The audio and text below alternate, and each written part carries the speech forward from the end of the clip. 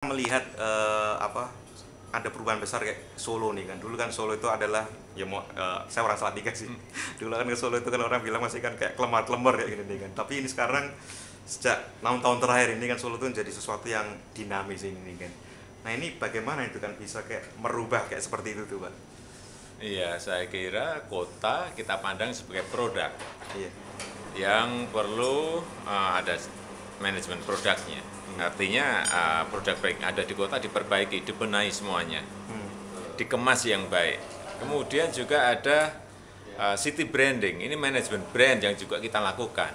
Sehingga kota ini menjadi citranya menjadi positif, citranya menjadi baik untuk wisatawan, baik untuk investasi dan yang lain-lainnya. Kemudian manajemen customer, bagaimana mengajari masyarakatnya agar bisa melayani masyarakat lain yang datang ke Solo, wisatawan yang datang ke Solo. Inilah tahapan-tahapan yang kita lakukan. Artinya apa?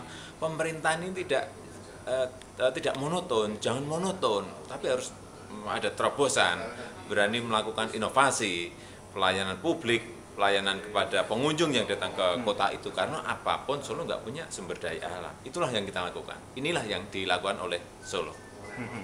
Nah, kemudian yang paling menarik itu adalah bagaimana melakukan pendekatan ke warga nih kan. Dulu kan orang mesti nganggap gampang. Oh iya nih kan Solo basisnya PDI, pimpinan orang PDI segala macam jadinya gampang. Tapi itu kan ternyata kalau di daerah lain tidak semudah itu kan, meskipun ada basis tersebut ternyata perubahan nggak bisa. Tapi bagaimana itu Bapak itu akhirnya bisa meyakinkan warga, meyakinkan pimpinan-pimpinan yang di lingkup yang lebih kecil ya gitu. Inilah mungkin cara-cara bisnis ya. Yang sulit-sulit sering kita ajak makan. Kayak PKL kita ajak makan sampai 54 kali di rumah dinas. Ini cara-cara pendekatan. Ada pendekatan kelompok, ada pendekatan personal. Inilah intervensi sosial yang kita lakukan sehingga seluruh masyarakat ini berada pada level yang sama.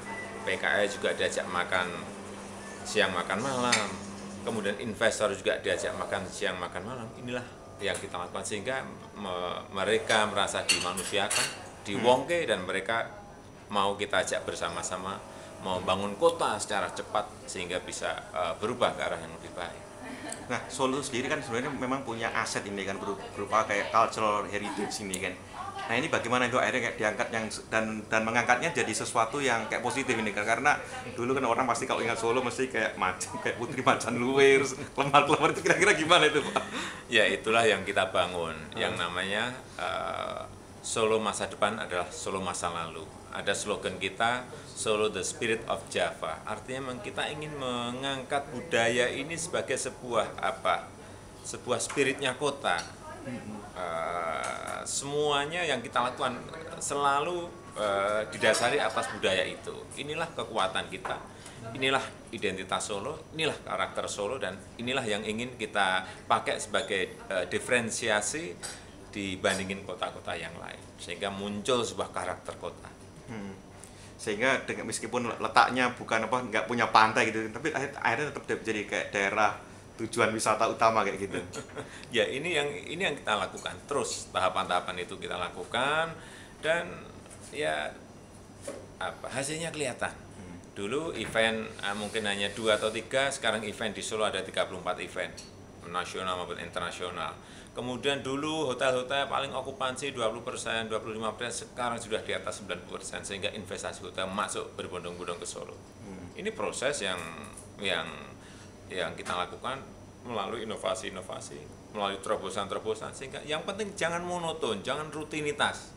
Birokrasi itu jangan seperti itu.